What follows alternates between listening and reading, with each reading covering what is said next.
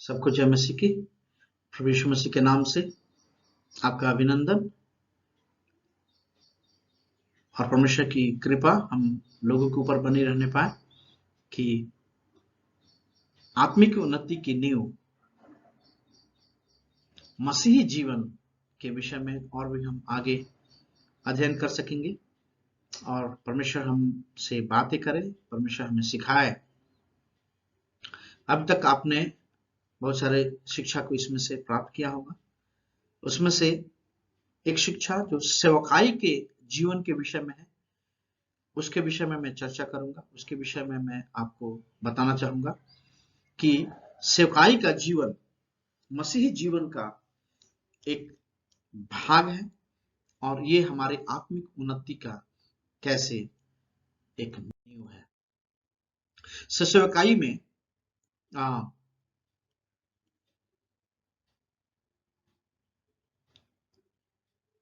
फिलिपियों की पत्री 1 अध्याय 12 से 26 को आप पढ़ें और आप कुछ प्रश्नों का उत्तर इसमें से दें। फिलिपियों की पत्री उसका पहला अध्याय जो मैं आपको पढ़ूंगा और बताऊंगा कि इसमें से क्या हमें सीखना है। फिलिपियों की पत्री पहला अध्याय 12 से 26 आयत को पढ़ें और इसमें से बहुत सारे उत्तर को, बहुत सारे ऐसी चीजों को हम सीखने की कोशिश करेंगे। 12 से 26 और इस प्रकार से यहाँ पर लिखा है कि हे भाइयों, मैं चाहता हूं कि तुम यह जान लो कि मुझ पर जो बीता है उससे सुसमाचार ही की बढ़ती हुई है। यहां तक कि कैसर के राजभवन की सारी पलटन और शेष सब लोगों में यह प्रकट हो गया कि मैं मसीह के लिए कैदी हूं या कैद हूं। और प्रभु में जो भाई हैं उनमें से अधिकांश मेरे कैद होने के कारण हियाव बांधकर परमेश्वर का वचन निधड़क सुनाने का और भी साहस करते हैं। कुछ तो डाह और झगड़े के कारण मसीह का प्रचार करते हैं और कुछ भली इच्छा से। कई एक तो यह जानकर कि मैं सुसमाचार के लिए उत्तर देने को ठहराया गया हूं, प्रेम से प्रचार करते हैं। और कई एक तो सिधाई से नहीं पर विरोध से मसीह की कथा सुनाते हैं, यह सोचकर कि मेरी कैद में मेरे लिए क्लेश उत्पन्न करें। तो क्या हुआ? केवल यह कि हर प्रकार से, चाहे बहाने से चाहे सच्चाई से, मसीह की कथा सुनाई जाती है और मैं इससे आनंदित हूं और आनंदित रहूंगा भी, क्योंकि मैं जानता हूं कि तुम्हारी विनती के द्वारा और मसीह यीशु की आत्मा के दान के द्वारा इसका प्रतिफल मेरा उद्धार होगा।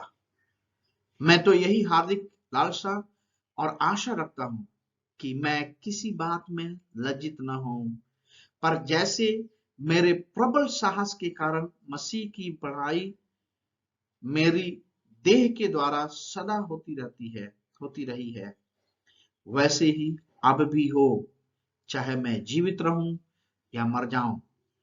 क्योंकि मेरे लिए जीवित रहना मसीह है और मर जाना लाभ है। पर यदि शरीर में जीवित रहना ही मेरे काम के लिए लाभदायक है तो मैं नहीं जानता कि किसको चुनूं, क्योंकि मैं दोनों के बीच अधर में लटका हूं। जी तो चाहता है कि कुछ करके मसीह के पास जा रहा हूं, क्योंकि यह बहुत ही अच्छा है। परंतु शरीर में रहना तुम्हारे कारण और भी आवश्यक है, इसलिए कि मुझे इसका भरोसा है। अतः मैं जानता हूं कि मैं जीवित रहूंगा, वरन तुम सब के साथ रहूंगा, जिससे तुम विश्वास में दृढ़ होते जाओ और उसमें आनंदित रहो। और जो घमंड तुम मेरे विषय में करते हो वह मेरे फिर तुम्हारे पास आने से मसीह यीशु में अधिक बढ़ जाए। परमेश्वर का ये वचन है। प्रश्न ये है कि वचन 12 से 14 आयत में पौलुस को हम कौन सी परिस्थिति में पाते हैं और उसका वर्णन हमें करना है। इन वचनों में हम क्या सीखते हैं कि उसका व्यवहार सेवकाई के प्रति क्या है। 12 से 14 में जब हम पढ़ते हैं तो क्या लिखा है कि पौलुस जो है यहां पर बंदी है, और बंदी होने की परिस्थिति में हम पौलुस को पाते हैं लेकिन निराश कभी नहीं पाते हैं। और हम इस वचनों में क्या सीखते हैं कि पौलुस का हृदय परमेश्वर के सुसमाचार के लिए कितना अभिलाषा से, कितना एक दृढ़ता से रहा है कि लिखा है कि मैं चाहता हूं कि तुम यह जान लो कि मुझ पर जो बीत रहा है उससे सुसमाचार ही की बढ़ोतरी होती है। क्या होती है? हमारी कोई भी परिस्थिति हो, क्या परमेश्वर को उससे महिमा मिलता है? ये बात हमें ध्यान देने की जरूरत है। यहां तक कि कैसर की सारी पलटन और लोग भी क्या करते हैं? हमारे विरोध है, लेकिन फिर भी क्या नहीं होता? ये कैद में रहना भलाई को जानता है। और इसका व्यवहार क्या है? पौलुस का व्यवहार क्या है? वो क्या भाग जाता है इस परिस्थिति से? नहीं, वो बने रहना चाहता है। क्यों? क्योंकि वो देखता है कि इससे लोगों के अंदर हिम्मत आता है सुसमाचार प्रचार करने के लिए, लोगों के लिए जीना चाहता है। और ये इसकी परिस्थिति है जो उसे और भी विवश करती है ताकि लोगों के लिए जी करके सुसमाचार का प्रचार करे, सुसमाचार को लोगों के सामने लाए। दूसरा प्रश्न कि इस खंड में जो 21 वचन है उसका मुख्य वचन है। आप अपने शब्द में इस बात का वर्णन करें कि इसका मतलब यह कहने से क्या है कि जीना मसीह है और मरना लाभ है।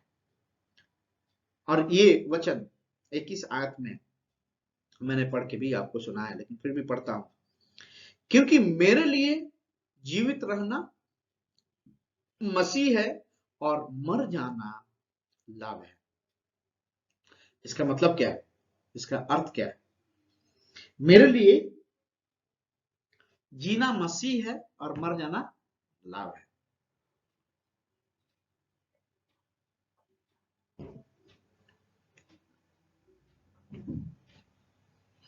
पौलुस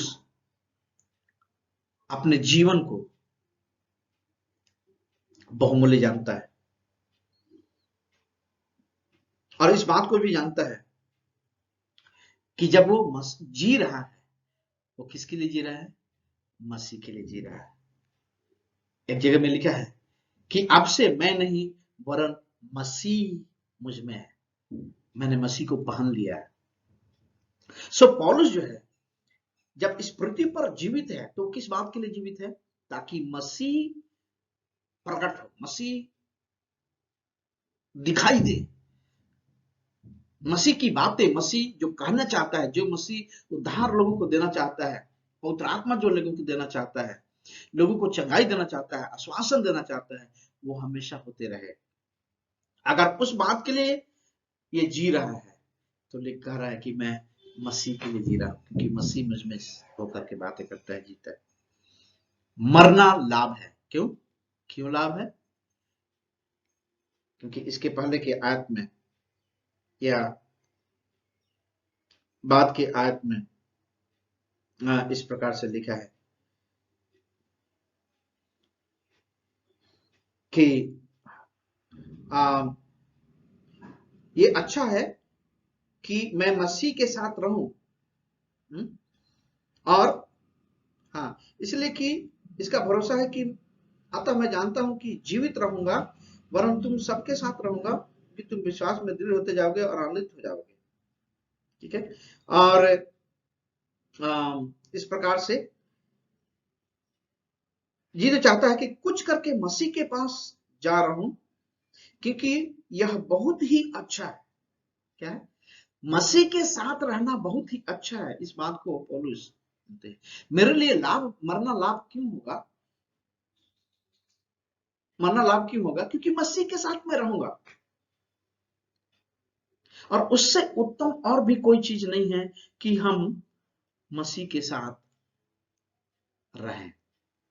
मसीह के साथ न रहना हमारे लिए हानिकारक है। इसका मतलब मसीह के साथ हम नहीं है तो नरक में है।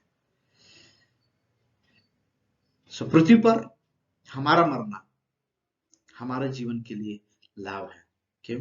क्योंकि हम स्वर्ग में मसीह के साथ रहते हैं, जहां न तो रोना, न तो दांतों का पिसना, न तो भूख, न रोग, न बीमारी, न दर्द, न परेशानी है, जहां आनंद ही आनंद है। परमेश्वर के वचन में लिखा है। सो मसीह में जीना और मरना, ये वर्ण नदी हम करते हैं, तो इसी बात को हम देखते हैं कि चाहे हम जिए या मरे, वो सब कुछ हमारे लिए महिमा में है, लाभ के लिए है, परमेश्वर की महिमा के लिए है। सो वचन 22 और 26 इसकी व्याख्या करता है। इनमें से पौलुस का कौन सी ऐसी बात है जिसको महसूस पौलुस ने किया, और किसी सेवकाई के प्रति उसका इस प्रकार का रवैया, इस प्रकार का प्रति उत्तर है। तो 22 से 26 आयत जब पढ़ते हैं, पर यदि शरीर में जीवित रहना ही मेरे काम के लिए लाभदायक है, तो मैं नहीं जानता कि किनको चुनूं। इसका मतलब या मरा रहना, मरूं या जीऊं, क्योंकि मैं दोनों के बीच अधर में लटका हूं। जी तो चाहता है कि मैं कुछ करके मसीह के पास जा रहा हूं, क्योंकि यह बहुत ही अच्छा है, परंतु शरीर में रहना तुम्हारे कारण लाभदायक है, इसलिए कि मुझे इसका भरोसा है कि अंततः मैं जानता हूं कि मैं जीवित रहूंगा, वरन तुम सबके साथ रहूंगा, जिससे तुम विश्वास में बढ़ते जाओ और आनंदित रहो, जो तुम्हारे घमंड के लिए होगा, तुम्हारे लिए घमंड का विषय होगा। सो पौलुस जो है अपनी अंतर भावना या अपने आंतरिक महसूस को क्या बताता है कि जीवित रहूंगा तो तुम्हारे लिए लाभ है, तुम्हारे विश्वास में मजबूती होगी, तुम्हारी दृढ़ता बढ़ेगी, तुम सेवकाई करते जाओगे, तुम सेवा में बने रहोगे, सेवा बढ़ती जाएगी, और तुम्हारे अंदर कोई भी डर नहीं होगा। देखा कि निडर कई लोग तो प्रचार करते हैं। सो इसलिए ये भावना पौलुस की यहाँ पर हम देखते हैं। और अब दूसरा टॉपिक जो है हम डिस्कस करने के लिए अगर चुने, तो पहला तिमोथी उसका 12 से लेकर के 17 आयत तक हम पढ़ते हैं। पहला तिमोथी पहला अध्याय 12 से लेकर के 17 आयत तक। तो इस प्रकार से यहाँ पर लिखा है, मैं अपने प्रभु यीशु का जिसने मुझे सामर्थ दी है धन्यवाद करता हूं कि उसने मुझे विश्वास योग्य समझकर अपनी सेवा के लिए ठहराया। मैं तो पहले निंदा करने वाला और सताने वाला और अंधेर करने वाला था, तो अभी मुझ पर दया हुई, क्योंकि मैंने विश्वास की दशा में बिन समझे बुझे ये काम किए थे। और हमारे प्रभु का अनुग्रह उस विश्वास और प्रेम के साथ जो मसीह यीशु में है बहुतायत से हुआ। यह बात सच और हर प्रकार से मानने योग्य है कि मसीह यीशु पापियों का उद्धार करने के लिए जगत में आया, जिनमें सबसे बड़ा मैं हूं। पर मुझ पर इसलिए दया हुई कि मुझ सबसे बड़े पापी में यीशु मसीह अपनी पूरी सहनशीलता दिखाए, कि जो लोग उस पर अनंत जीवन के लिए विश्वास करेंगे उनके लिए मैं आदर्श बनूं। अब सनातन राजा अर्थात अविनाशी, अनदेखे एकमात्र परमेश्वर का आदर और महिमा युगानुयुग होती रहे। आमीन। इस आयत को, इन आयतों को जब हम पढ़ते हैं तो पौलुस का धन्यवादी व्यवहार का स्रोत क्या है? पौलुस की सेवकाई में आप कौन सी ऐसी व्यक्तिगत संतुष्टि को पाते हैं? उसके अंगीकार में कौन सी ऐसी बात को देखते हैं? तो जब हम इस आयतों को पढ़ते हैं तो हमने पहले ही देखा कि उसका जीवन कैसा था। वो निंदा करने वाला, धन्यवादी नहीं था, विश्वास योग्य नहीं था, सताने वाला था, अंधेर करने वाला था, लेकिन फिर भी उसके ऊपर दया हुई, लिखा है। और ये बात जो है उसको संतुष्टि देती है। वो अंगीकार करता है, स्वीकार करता है कि इसके लायक नहीं था, लेकिन लिखा है कि मैं धन्यवाद करता हूं। किसको? प्रभु यीशु मसीह को, जो मुझे सामर्थ्य देता है, और मैं उसका धन्यवाद करता हूं कि उसने मुझे विश्वास योग्य समझा। तो पौलुस का स्रोत क्या है? कौन है? यीशु मसीह है, जिसने उसको क्षमा किया, ऐसा सौभाग्य दिया कि वो सुसमाचार प्रचार कर सके। सो पौलुस अपने जीवन में क्या उद्देश्य देखता है? क्या इस खंड में ऐसा कुछ है जो यह संकेत करता है कि परमेश्वर का उद्देश्य प्रत्येक विश्वासी के लिए है? प्रत्येक विश्वासी के लिए लिखा है कि मुझ पापी में 16 कि मुझ सबसे बड़े पापी में यीशु मसीह अपनी पूरी सहनशीलता दिखाए कि जो लोग उस पर अनंत जीवन के लिए विश्वास करेंगे उनके लिए मैं एक आदर्श बनूं। और ये आदर्श क्या है? सबके लिए है, कि सब लोग को आदर्श बनने की जरूरत है। और ये संकेत हम देखते हैं कि उसका उद्देश्य क्या है। सबके लिए वो आदर्श बनना चाहता है। जो लोग सताव में, जो लोग निंदा करते हैं यीशु मसीह की, जो लोग मसीहियों की निंदा करते हैं या सताते हैं या उनको नीच देखते हैं या हीन भावना से देखते हैं या नीच जाति के लोगों के रूप में देखते हैं, सोचते हैं ये विदेशी हैं, जैसे पौलुस ने उनको ताड़ना दिया, मारा और उनके प्रति डाह किया, उनके प्रति बहुत सी ऐसी प्रवृत्ति दिखाई। लिखा है कि मैंने अपने अनजाने में ऐसा किया, लेकिन अब क्या उद्देश्य है उसका? ताकि लोग मुझे जाने कि मैं मसीह के द्वारा क्षमा किया गया हूं।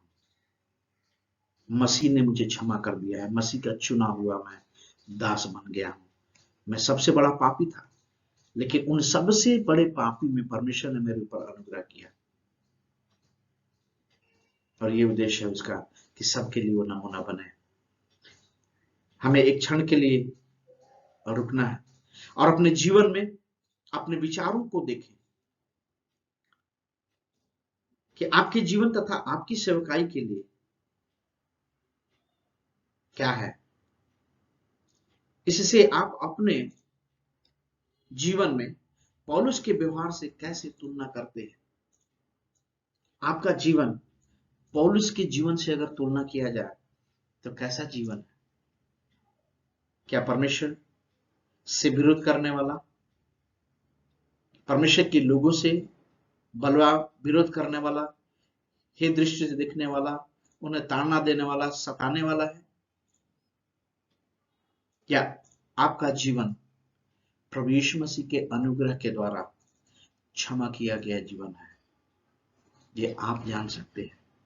और ये आपके लिए, हमारे लिए एक मौका है कि हम प्रभु यीशु मसीह, जो क्षमा करने वाला एक स्रोत है, जो अपने लहू के द्वारा हमें क्षमा करता है, हमारे पापों को धोता है, जैसे पौलुस के जीवन के लिए धोया और क्षमा किया और वो नमूना बनते रहना चाहा, हम भी उसी प्रकार नमूना बनते रहने पाए। सो सेवकपन सेवकाई का एक ऐसा भाग है जो सेवकाई के लिए एक मंच है। सर्वेंटहुड जिसको इंग्लिश में कहा जाता है, सेवकपन, सेवा करने के द्वारा हम लोगों की मदद करते हैं, सेवा करने के द्वारा हम लोगों को सुसमाचार पहुंचाते हैं। मरकुस 10 अध्याय और उसकी 42 आयत से जब हम पढ़ते हैं, मरकुस 10 अध्याय उसके 42 आयत से 45 आयत, तो यहां पर इस प्रकार से लिखा है, तो यीशु ने उनको पास बुलाकर उनसे कहा, तुम जानते हो कि जो अन्य जातियों के हाकिम समझे जाते हैं, वे उन पर प्रभुता करते हैं और उनमें जो बड़े हैं पर उनका अधिकारी पर उन पर अधिकारी जताते हैं, पर तुम में से ऐसा नहीं है, परंतु जो कोई तुम में बड़ा होना चाहे वह तुम्हारा सेवक बने, और जो कोई तुम में प्रधान होना चाहे वह सबका दास बने, क्योंकि मनुष्य का पुत्र इसलिए नहीं आया कि उसकी सेवा टहल की जाए, पर इसलिए आया कि आप उसकी सेवा टहल करें और बहुतों की छुड़ौती के लिए अपना प्राण दे। सो इस वचन के द्वारा बहुतों की छुड़ौती के लिए प्राण कौन दे रहा है? यीशु मसीह दे रहा है, और कहा कि वो उसने बहुतों की छुड़ौती के लिए अपना प्राण दिया, और इस पृथ्वी पर सेवा टहल कराने नहीं आता, लेकिन उसने खुद सेवा टहल की, लोगों के पांव धोए, चेलों के पांव धोए, कोड़ियों को छुआ, कोड़ियों को चंगा किया, विधवाओं के बच्चों को चंगा किया, लोगों के लिए सेवा की, सर्वेंटहुड लीडरशिप या सर्वेंटहुड सेवकपन, एक सेवकाई उसने किया। जब आप विश्वास युग सेवा का उत्तम उदाहरण पौलुस के जीवन में देखा जाता है और उसको आप भी पाते हैं, तो पौलुस ने क्या कहा? पौलुस ने कुरिन्थियों की पत्री जब आप पढ़ते हैं तो 9 अध्याय उसके 22 आयत में, कुरिन्थियों की पत्री कुरिन्थियों की पत्री 9 अध्याय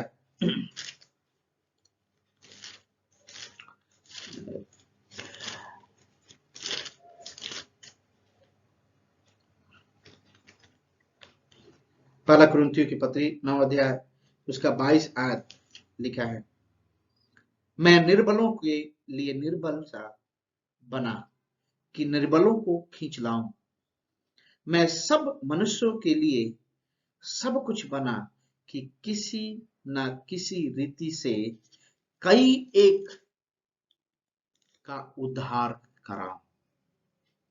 तो क्या देखते हैं कि पौलुस ने इस प्रकार से कहा कि मैं सबके लिए दीन और नम्र हो गया ताकि लोग उद्धार बन जाए, उद्धार पाए। निर्बलों के लिए मैं निर्बल हो गया ताकि वो प्रभु के लिए खींचे आए और उद्धार को पाए। सो दूसरों की सेवा में कीमत चुकानी पड़ती है, और जो कुछ कीमत हो हमें परमेश्वर के अनुग्रह और सामर्थ्य में सेवक होकर के चुकाना है और उसको पूरा होना है। एक क्षण के लिए आप रुके और सेवकपन के क्षेत्र में अपने व्यवहार को ध्यान से देखें, ध्यान में रखें और अपने अनुभव से कुछ बताने का प्रयास करें, जानने का प्रयास करें। सेवकपन का अनुभव क्या आपके जीवन के लिए है? क्या आपने उसके लिए कीमत चुकाई? सो मैं अपना ही उदाहरण दे पाऊंगा, और उदाहरण ये है कि कई बार मैं खुद डांट खाता हूं ताकि, क्योंकि मैं दूसरों के लिए सेवा करता हूं, और बहुत सारे लोग बोलते हैं, अरे क्यों करने की जरूरत थी, क्यों करने की जरूरत थी, वो इसकी जिम्मेवारी थी, तुम्हारी जिम्मेवारी नहीं थी। बोलता नहीं, मैं प्रभु का एक सेवक हूं, मुझे सेवा करके ये दिखाने की जरूरत है कि यीशु मसीह मेरे अंदर रहता है। और एक बार, कई बार, एक बार ही नहीं, कई बार मैंने लोगों के घर में जाकर के टॉयलेट को साफ किया, लोगों की ऐसी मदद की जिसकी अपेक्षा शायद वो नहीं करते होंगे। उनका टॉयलेट कोई आकर धोता है। सो इस प्रकार से एक सेवकपन आपके जीवन के लिए क्या क्या आपने भी ऐसा अनुभव किया? और यदि नहीं, तो हमें आवश्यक है कि यीशु मसीह के समान हम एक ऐसे सेवकपन की सेवकाई करें जो आवश्यक है। जब सेवकाई की बात करते हैं हम, जब परमेश्वर की सेवा की बात करते हैं, हम इस बात को कहते हैं कि हम परमेश्वर के सेवक हैं, तो हम किस प्रकार से हैं यदि हम सेवकपन की सेवकाई नहीं करते? सो सेवकाई में कुछ ऐसे अभ्यास को करना जिसके द्वारा दूसरे विश्वासियों के लिए एक सेवा होगी। सो दूसरे विश्वासियों की सेवा करने का अभ्यास जब हम करते हैं, तो कौन सी चीजें हम कर सकते हैं जिसके द्वारा हम सेवकाई करते हैं? तो है, पहला है शिष्यता। सो शिष्यता जो है विश्वासियों को आत्मिक परिपक्वता की ओर परिपोषित करने के लिए, परिपोषण करते रहने की एक प्रक्रिया है। और महान आदेश इसका विवरण है जो मैं आपको बताऊंगा कि मत्ती 28, 19 और 20 आयत में लिखा है कि जाओ सारे जगत में सुसमाचार प्रचार करो और लोगों को जो मैंने तुझे सिखाया है उसे सिखाओ और उन्हें बपतिस्मा दो और चेला बनाओ। सो शिष्यता जो है लोगों को शिष्य बनाना, लोगों को शिक्षा देना, जो यीशु मसीह का कार्य था वो कार्य हमें दिया गया है। और ये हमें अभ्यास करने की जरूरत है कि यदि हम विश्वासी हैं, यदि प्रभु के जन हैं, तो हम दूसरों को भी सेवा दें, दूसरों को भी शिक्षा दें और उसके द्वारा हम परमेश्वर की सेवा करें। और इस सिद्धांत का पौलुस कैसे सहयोग करता है?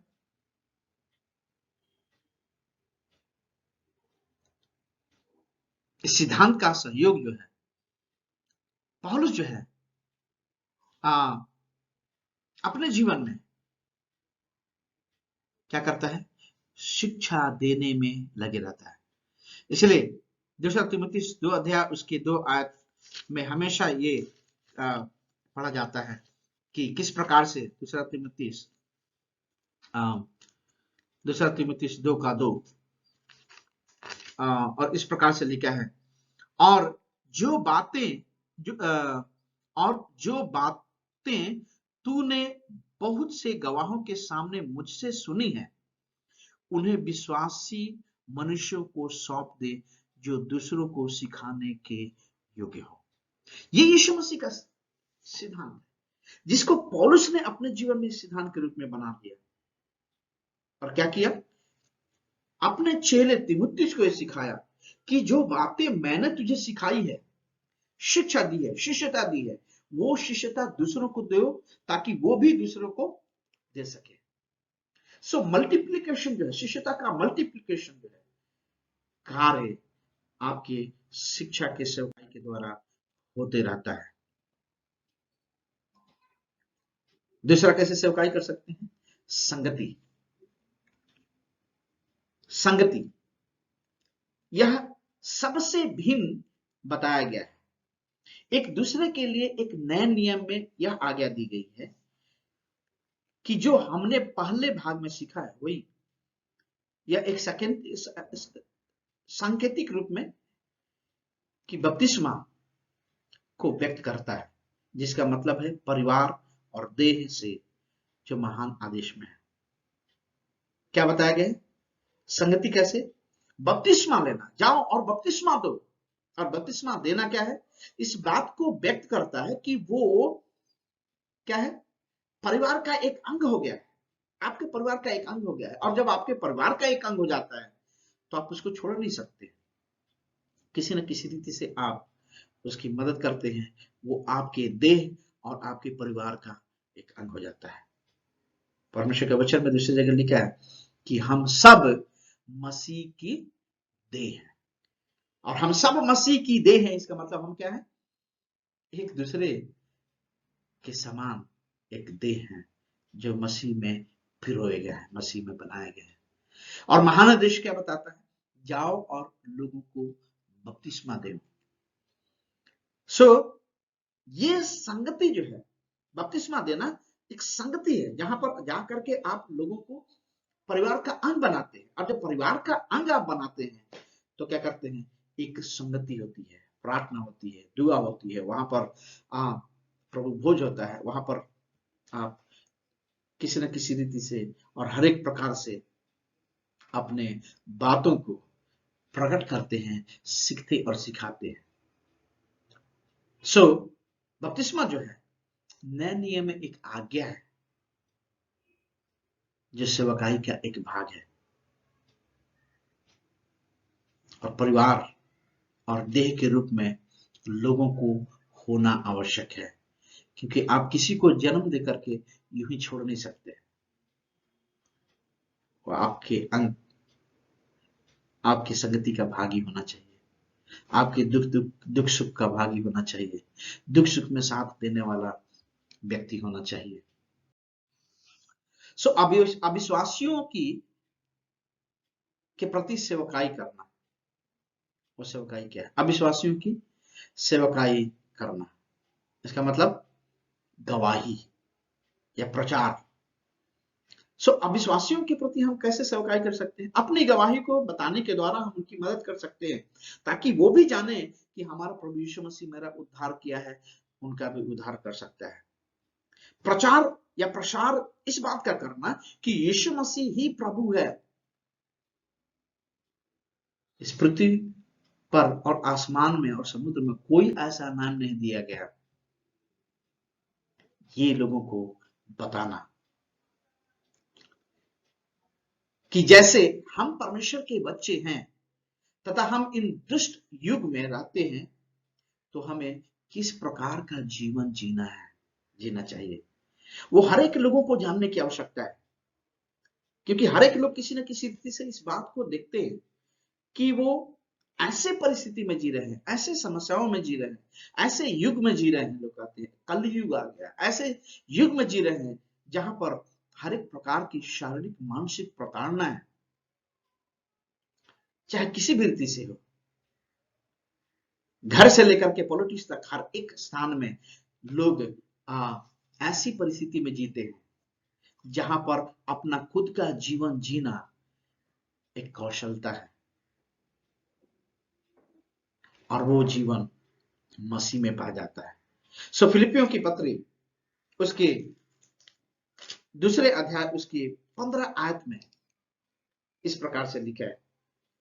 फिलिपियो 2 और 15 आयत लिखा है, ताकि तुम निर्दोष और भले होकर टेढ़े और हठीले लोगों के बीच परमेश्वर के निष्कलंक संतान बने रहो, जिसके बीच में तुम जीवन का वचन लिए हुए जगत में जलते दीपकों के समान दिखाई देते हो। कैसे हमें रहने की जरूरत है? इस दुष्ट प्रवृत्ति के और दुष्ट युग में हमें कैसे रहने की जरूरत है? एक दीप के समान हमें होने की जरूरत है।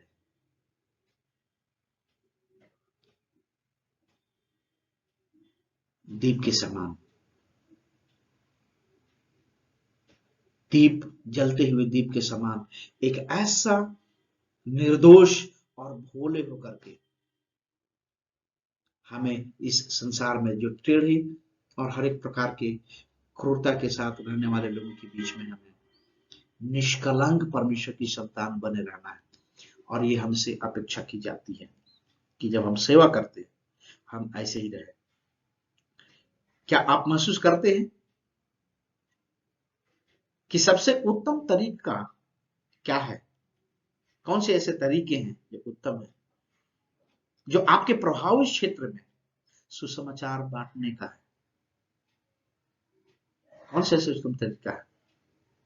माइक से लेकर के चिल्लाना नहीं, कई बार एक दीपक के समान मसीही जीवन को उजागर करना, एक दीपक के समान मसीही जीवन को लोगों के सामने प्रकट करना, ताकि लोग उस दीपक की ज्योति में अपने उद्धार के मार्ग को चुन सके, क्योंकि यीशु ही सत्य और मार्ग और जीवन है। ये हमें महसूस होने की जरूरत है। हमें इस बात को जानने की जरूरत, हमें इस बात को प्राप्त करने की जरूरत है।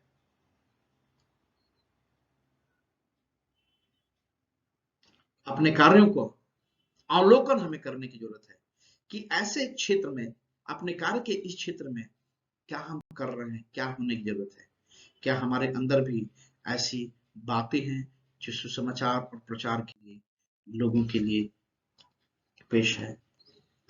पहला पत्रस उसका 3 और 15 आयत को आप पढ़ें, और पहला पत्रस 3 और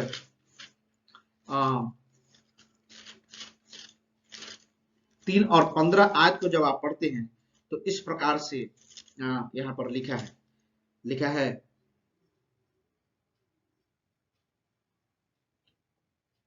पर मसीह को प्रभु जानकर अपने मन में पवित्र समझो। पर मसीह को प्रभु जानकर अपने अपने मन में पवित्र समझो। जो कोई तुमसे तुम्हारी आशा के विषय में कुछ पूछे, उसे उत्तर देने के लिए सर्वदा तैयार रहो, पर नम्रता और भय के साथ। सुसमाचार प्रचार का सिद्धांत क्या है? कौन सा ऐसा सिद्धांत है जो हमारे सुसमाचार प्रचार में सहयोग करता है? वो है प्रभु को अपने मन में पवित्र जानना है कि परमेश्वर पवित्र है। और जो कोई तुम्हारे जीवन से आशा करता है और तुमसे पूछता है जीवन की आशा क्या होगा, स्वर्ग में जाएंगे नहीं जाएंगे, क्या होता है, उसको तुम बताओ। सर्वदा तैयार रहो ताकि उनको तुम बता सको, शिक्षा दे सको। लेकिन कैसे? लिखा है नम्रता से, भय के साथ। घमंड की बात नहीं होनी चाहिए। सेवकाई में तीसरी बात जो है तरस। 2 वचनों को हम, निम्नलिखित वचनों को देखेंगे।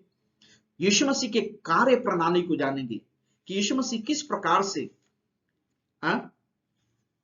अपने जीवन में तरस के द्वारा सेवकाई किया, उसको हम देखते हैं। और पहला देखते हैं मत्ती 4 अध्याय उसके 23 से 25 आयत में।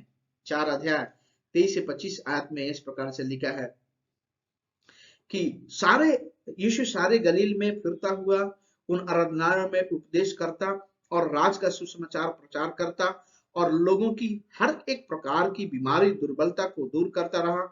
और सारे सीरिया देश में उसका यश फैल गया और सब लोग बीमारों को और नाना प्रकार की बीमारियों को और दुख में जड़े हुए थे, जिनमें दुष्ट आत्माएं थी, और मिर्गी वाले और लकवे के रोगियों को उनके पास लाए और उसने उन्हें चंगा किया। क्या किया? उसने उन्हें चंगा किया। और गलील और दिकापुलिस, यरूशलेम, यहूदिया और यरदन नदी के पार से भीड़ की भीड़ उसके पीछे हो ली। तो इस प्रकार का तरस यीशु मसीह के अंदर, यीशु मसीह के प्रचार में, यीशु मसीह के जीवन में था, जिसके द्वारा वो लोगों को इस प्रकार से सेवा किया। और जब लूका 10 उसके 9 अध्याय में पढ़ते हैं आप, 9 अध्याय उसके 10 से आगे 17 आयत तक में पढ़ते हैं, लिखा है कि उन्होंने 5000 लोगों को खिलाया और उनके ऊपर तरस किया, उन्हें चंगाई दी। लोग चंगा होना चाहते थे, लेकिन यीशु मसीह ने क्या किया? अपने तरस के द्वारा उनको चंगाई दी। क्या हमारे जीवन में ऐसी सेवकाई है? क्या हम भी सेवा करना चाहते हैं? क्या हम सेवा कर रहे हैं? अगर कर रहे हैं तो क्या पौलुस के समान हमारी भावना है? यीशु मसीह के समान प्रणाली है जो तरस का प्रणाली है, तरस रखने वाला परमेश्वर है। परमेश्वर हमारी मदद करे ताकि हम सेवा में निरंतर बने रहने पाए और हमेशा परमेश्वर की महिमा हमारे कार्य से होने पाए। प्रभु आपको आशीष दे। परमेश्वर आपके जीवन में बरकत दे।